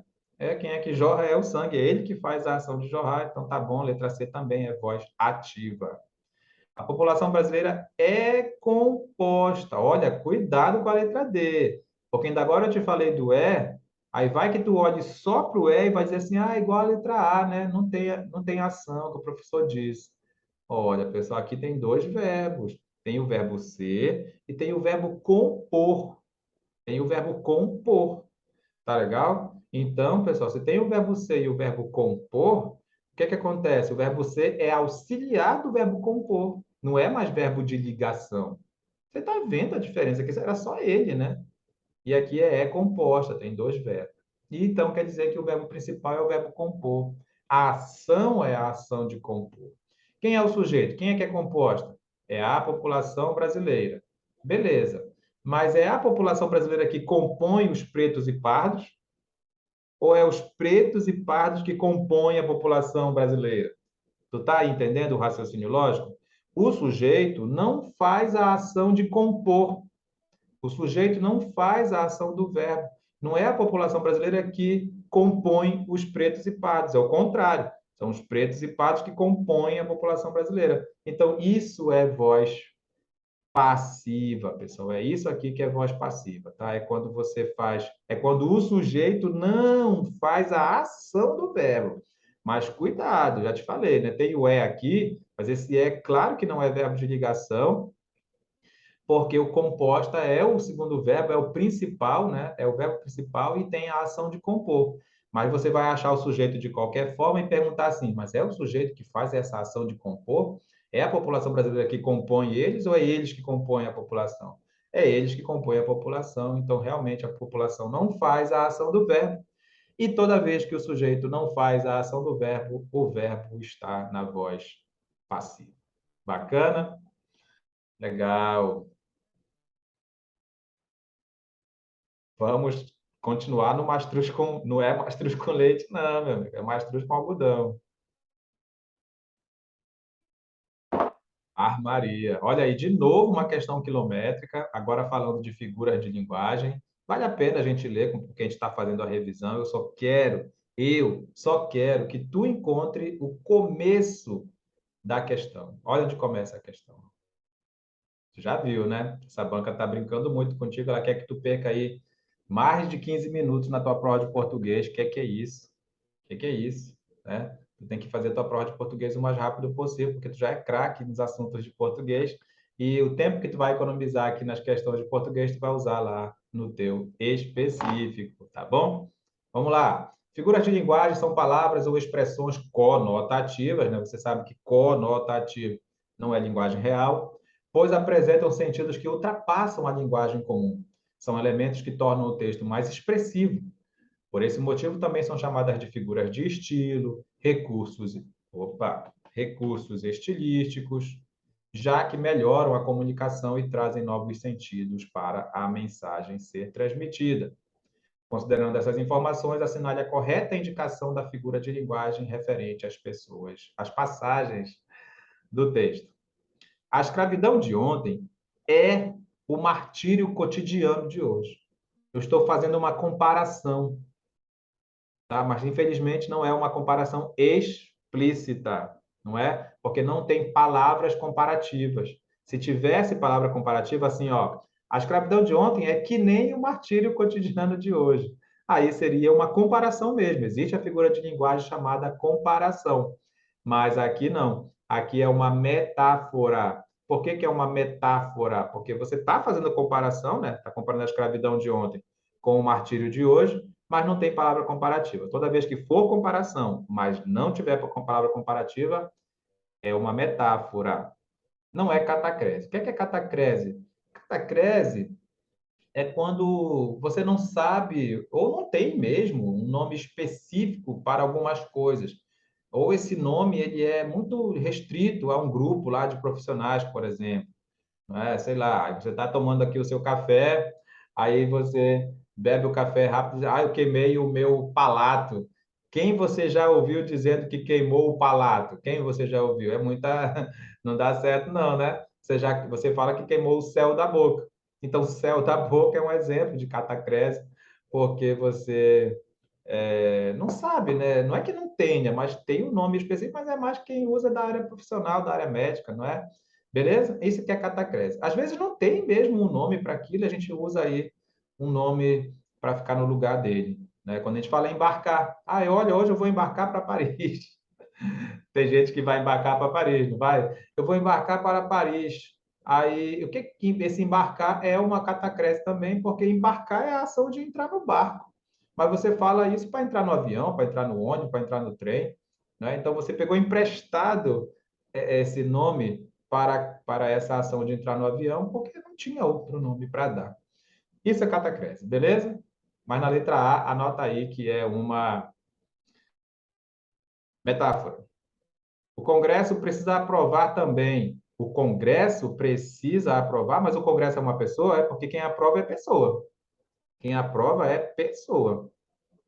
Isso aqui, olha, eu ia dizer que era uma personificação, mas a verdade é que é uma metonímia mesmo, tá certo? É uma metonímia. Porque olha só, pessoal, você está usando uma palavra no lugar de outra, mas existe uma relação entre elas. Quem vai aprovar são os congressistas, são as pessoas que trabalham no Congresso. Mas você falou o Congresso. Então, isso de fato é uma metonímia. Perfeito. É essa a nossa resposta. Bacana, bacana. Por que eu falei personificação, né? Prosopopeia. Prosopopeia é isso, é dar vida para um ser que não tem vida ou faculdades humanas para seres irracionais. Na pior das hipóteses, se não tivesse metonímia, você podia marcar prosopopeia, personificação. Mas realmente a melhor resposta aqui é metonímia, porque é isso. Eu usei congresso, que é vamos dizer assim, o geral, né, em relação às partes dele, que são os congressistas, as pessoas. É isso que é metonímia. Metonímia é a maior figura de linguagem que existe. É a maior figura de linguagem que existe, porque são trocas, né? São trocas que você faz. Né? A gente aprendeu lá no colégio, né? É, eu gosto de ouvir Chico Buarque. Gosto de ouvir Chico Buarque? Você fica conversando com ele assim, tete a tete? Não, né? Infelizmente não. Você gosta de ouvir as canções, as obras que ele fez, não é? Aí você gosta de ouvir Chico Buarque, é uma metonímia porque é a troca do autor pela obra. Coitado, ele não tem um teto para morar, né? Você está usando aí o todo pela parte, sei lá, ele trazia a morte consigo, né? A morte, sei lá, uma arma, por exemplo, que foi a consequência, né? Que foi a causa da morte. Então, isso aí é a troca da causa pelo efeito. Então, tem exemplos infinitos aí de metonímia. Guarde que metonímia é a troca de uma expressão por outra, havendo entre elas algum tipo de relação. Beleza? O racismo e as desigualdades sociais são chagas da nossa sociedade. Isso é uma metáfora, mais uma vez, igual a letra A, porque você está fazendo comparação, mas não tem palavra comparativa. Não esquece que se tiver palavra comparativa, o nome da figura de linguagem é comparação. Que o grito de resistência de Zumbi dos Palmares ecoe em todos os cantos do nosso país, além de uma hipérbole, também é uma metáfora, né? Porque você quer que o conhecimento, que a herança, que, sei lá, que a luta, o exemplo dele seja aí repercutido em todo o país, não é? E não o grito propriamente dito, mas perfeita, não é? Faltou dizer o que é sinestesia, né, pessoal? Sinestesia é uma figura de linguagem que mistura os sentidos humanos. Sinestesia é uma figura de linguagem que mistura. Você sabe que nós temos 6 sentidos humanos, né? A gente aprendeu 5 na escola, mas nós temos 6, né? Quais foram os 5 que nós aprendemos na escola? Visão, audição, olfato, tato e paladar, não é mesmo? Esses nós aprendemos na escola, mas faltou a gente aprender o sexto sentido, que é o sentido da percepção. Geralmente, as figuras de linguagem de sinestesia que caem na prova envolvida a percepção. Olha só, ele possui um olhar duro e um sorriso amargo. Olha aí, isso é percepção. Você percebeu através do olhar dele, do sorriso dele, que ele não é assim uma pessoa, sei lá, mais espontânea e tudo mais, não é? Ele possui um olhar duro, e um sorriso amargo. Então, geralmente vem envolvido a percepção para ser sinestesia, geralmente. E eufemismo é uma tentativa de suavizar a frase, né? Eufemismo é uma tentativa de suavizar a frase, quando você não quer criar algo desagradável aos ouvidos ou até mesmo às pessoas que vão ouvir aquilo. Sei lá, quando você diz que o político está roubando o povo, né, você pode suavizar essa frase dizendo que ele está se apropriando indevidamente dos bens públicos, não é mesmo? É uma forma de suavizar a frase. Beleza, pessoal? Olha aí, mais uma prova respondida. Vamos para a última parte da nossa aula agora, respondendo a nossa terceira prova de hoje. Afinal de contas, é uma revisão aí não só para a prova do Ministério Público, mas também para qualquer concurso que você for fazer e que tenha língua portuguesa, né? É quase impossível um concurso não ter português, não é mesmo?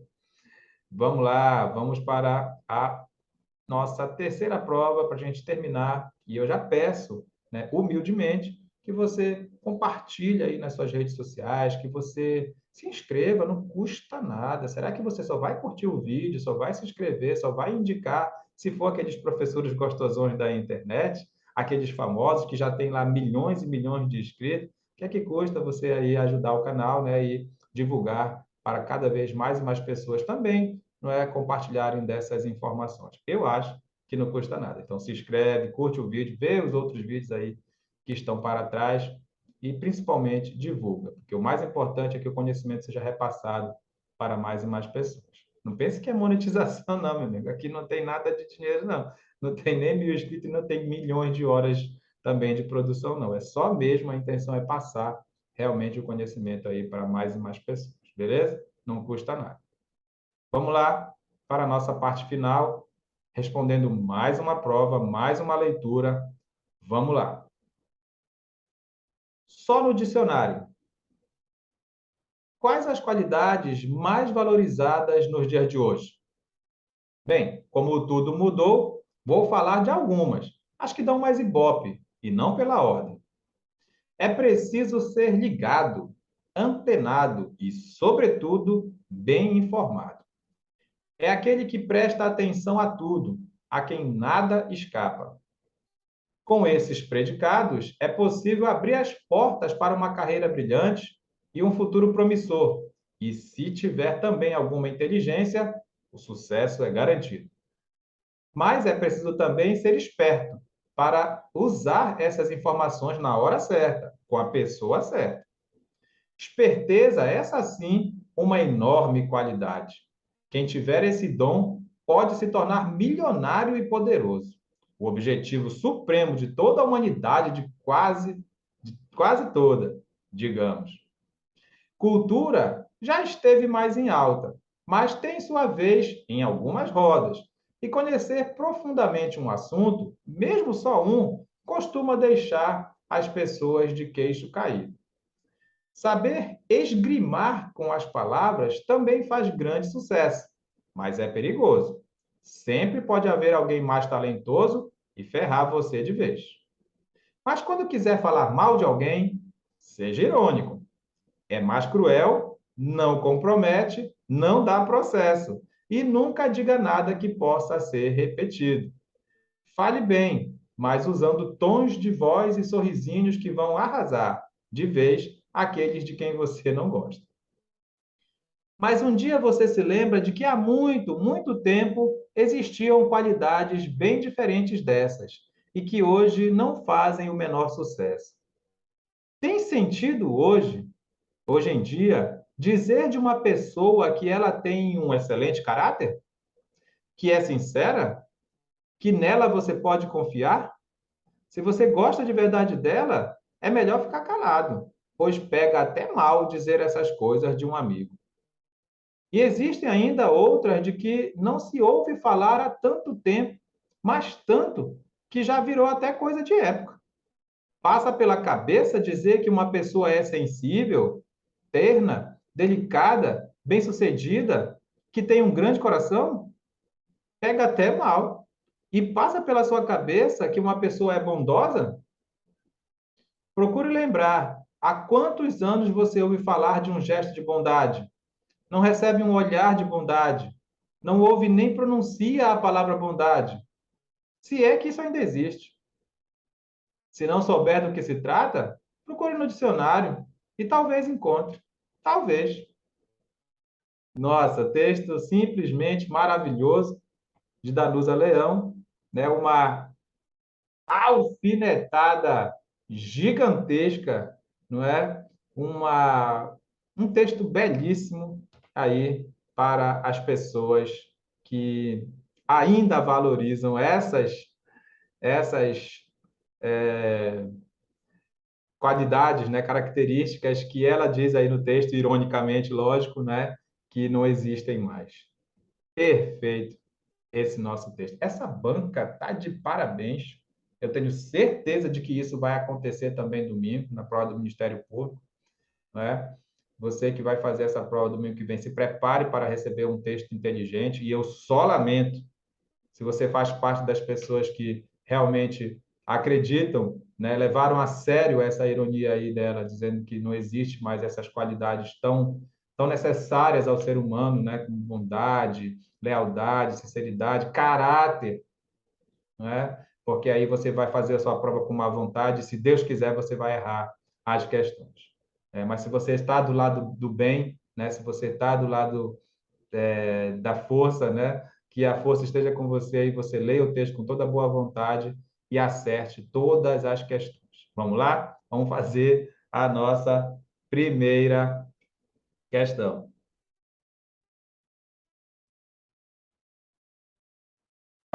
Eita, coisa boa! O texto de Danusa Leão é temático, pois não se destina a contar episódios singulares, mas dá explicações, faz análises, interpretações e avaliações válidas para muitos casos concretos e particulares. Podemos depreender que a finalidade textual é ironizar a sociedade contemporânea. Cuidado com a letra A. Se é que você entendeu o texto, pô, cuidado com a letra A, porque a letra A é a de armadilha. O texto dela foi irônico. Claro que foi irônico. Ela disse: vale a pena hoje chamar alguém, dizer que alguém tem caráter? Pega até mal. Né? Hoje em dia, se você disser que você tem caráter, que você é honesto, que você é sincero, que você quer ajudar os pobres, os negros, as mulheres, você é taxado aí, você sabe muito bem do que, não é? Hoje em dia, fazer coisas boas de verdade é ser taxado, né? Eu não vou dizer o nome aqui porque a gente tem que colocar o vídeo no YouTube.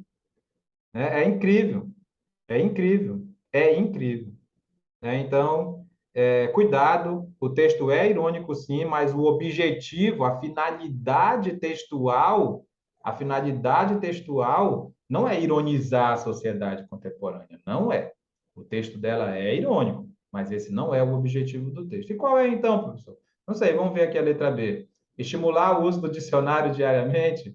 Claro, é sempre bom você usar o uso do dicionário, não é? Toda vez que você lê um texto, você enriquece o seu vocabulário, porque você não conhece muito bem aquela palavra ali, né? E você vai lá e olha, hoje nós vimos solitude. Poxa, solitude, as pessoas pensam que é solidão. Ah, mas é solidão sim. Cara, mas é uma solidão por opção, uma solidão egoísta, né? Aquela solidão que a pessoa quer ficar sozinha e acha que é feliz sozinha. Então é diferente de solidão, não é a mesma coisa, não são sinônimos. E aí a gente viu aviltamento, né? Que é aquela humilhação, aquela coisa nojenta que se faz, infelizmente, que algumas pessoas são até, né? Pessoas vis, né? Infelizmente. Então, tem muitas palavras que você vai aprender no seu dicionário, eu espero que você sempre faça isso. A leitura do texto tem que ser do lado de um dicionário, e hoje o dicionário está aí a um clique de distância, né? Você vai clicar lá nos melhores, não vai fazer besteira e procurar coisa que não presta, tá? Escolha um dicionário para você ser sua base de apoio para você aprender palavras novas. Mas esse não era o objetivo, a finalidade do texto. Anunciar a ineficácia da esperteza e da malícia. Olha, ela falou, logicamente, da ineficácia da malícia, né, e tudo mais, que ela jogou como ironia também, mas não é o objetivo do texto.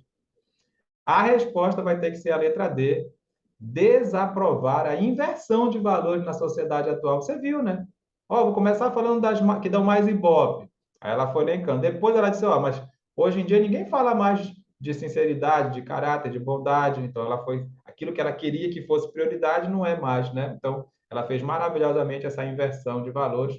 Então ela está criticando essa inversão de valores, desaprovando a inversão de valores que infelizmente contaminou a nossa sociedade atual, não é? Letra D é a resposta.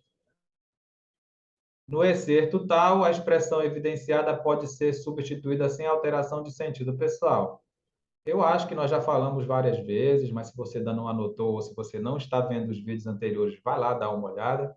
Mas a gente já falou várias vezes da palavra sobretudo, né? Se o sobretudo não for aquele casaco que as pessoas antigamente, em uma outra época, usavam muito, né? Não sei em que país hoje ainda se usa muito, sobretudo, né? Mas antigamente era bem comum as pessoas usarem aquele sobretudo e tudo mais, né?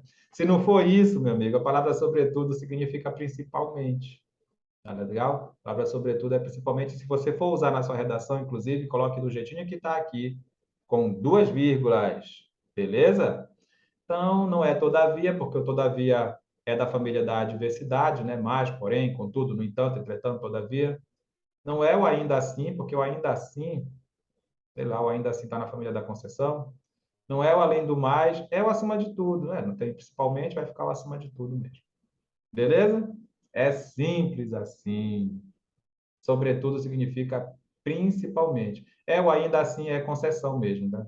O ainda assim é concessão. O além do mais é acréscimo. Além do mais é acréscimo. Beleza? Pronto. Vamos para a questão 3. Saber esgrimar com as palavras. Olha só, esgrimar. Sabe que esgrima é aquela luta lá estranha, né?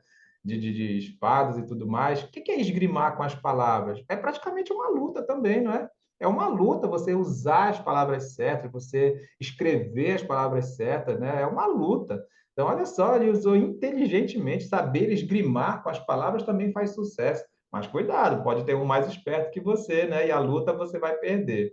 Então, ele usou essa metáfora, né? Isso aí é uma metáfora muito inteligente. Saber esgrimar com as palavras é você saber lutar, colocar as palavras ali do jeito certo, né? E fazer tudo bonitinho para você não passar vergonha, não escrever errado, não perder a luta, não é mesmo? Então, não é a mesma coisa que protestar, não é a mesma coisa que prenunciar, você não está prenunciando nada, não é dissimular, né? Não seja uma pessoa dissimulada, isso é muito feio. Poxa, vai ter que ficar argumentar, né? Usar as palavras a seu favor. É o que você vai fazer na sua redação. Ou depois que você der a sua opinião lá no primeiro parágrafo, você vai argumentar em defesa dessa opinião, você vai esgrimar com as palavras, né? Dissertar corretamente para que o redator te dê lá os 20 pontos que você precisa para ter a nota máxima. Beleza? De novo, uma prova de 5 questões, então a gente já vai para a parte final mesmo, né, da nossa prova. Vamos lá. Considerando as informações textuais, é incorreto afirmar que ser bem informado hoje em dia é indispensável. O texto falou isso, né? O texto falou isso, na verdade. Ser bem informado é indispensável. Ter o dom da esperteza é uma significativa qualidade. Ela foi falando isso no texto também, não é? Demonstrar cultura em certos ambientes pode impressionar as pessoas, em certos ambientes. Ela foi bem clara nisso lá. Sensibilidade, ternura, educação e bondade são virtudes enaltecidas atualmente. Ela disse lá que isso já passou, né? Já é até coisa de época, né? Você dizer que uma pessoa é bondosa hoje, Deus o livre. Lá vai ter briga política aí, né? Você dizer que uma pessoa se interessa pela educação, que uma pessoa valoriza a educação, que uma pessoa quer que as universidades, os institutos federais funcionem, né? É puxar briga política. Você já vai ser taxado aí para um lado ou outro da política. É incrível. Está aqui a resposta. É a letra D. No trecho tal, o sintagma destacado. Olha aí, apareceu a palavra sintagma. Se você ainda nunca ouviu falar essa palavra, sintagma, léxico, item lexical, vocábulo, palavra, é tudo sinônimo. Palavra ou expressão, lógico, né? é tudo sinônimo. Não se espante se na sua prova é sintagma nominal, sintagma verbal, item lexical, léxico, é tudo palavras, palavras ou expressões, beleza? Léxico é a nossa língua, não é mesmo? Então, o que que essa palavra talvez está fazendo aqui? Talvez encontre, viu? Talvez. Foi perfeito esse final do texto dela, né? Talvez você encontre a palavra bondade no dicionário, né? Foi perfeito, texto maravilhoso, né? Nem conheço essa autora aí, mas foi um texto perfeito. Então, o que é que a palavra talvez indica?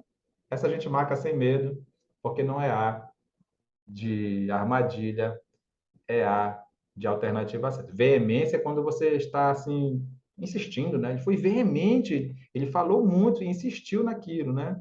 Efetividade é efetivo mesmo e procedimento, tudo bem. Pessoal, incerteza é a resposta da nossa quinta questão e eu quero aqui te agradecer essa companhia, essa audiência e essa paciência e te desejar realmente toda sorte, porque quem estuda tem sorte, né? Quem estuda tem a sorte de realmente cair aquilo que você tem mais na sua mente, né? Aquilo que você estudou mais, ficou mais no âmago do seu cérebro. Você vai fazer uma excelente prova e a gente vai se ver aí numa próxima oportunidade. Não custa nada você curtir, você divulgar, você compartilhar, você se inscrever. Valeu? Muito obrigado mesmo e até a próxima. Tchau.